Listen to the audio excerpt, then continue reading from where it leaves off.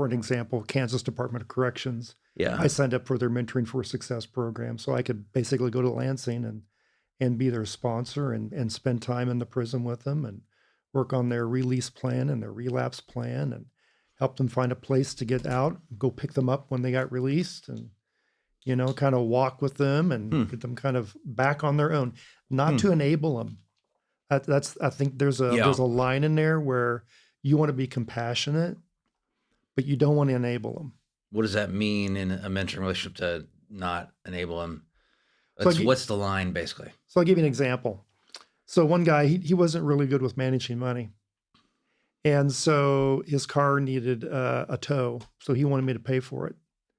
And I said, nah, tell you what, I won't pay for it, but let's figure out how you can get it started. He got it started. Of course, then he gets to the shop and it's like $1,600. He wanted me to front him the money. And I'm like, no, I don't think I'm going to do that.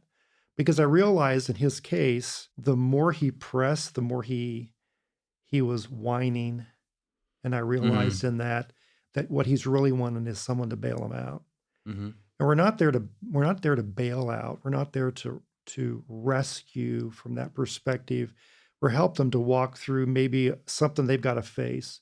Maybe they keep hitting this wall in their life and they try to find ways around it or someone to bail them out, and they're never really maturing past that point. And so you have to have some wisdom. You want to be, hey, love you, man, but this is not going to be the way I'm going to love you, is by handing you a check for $1,600. Right.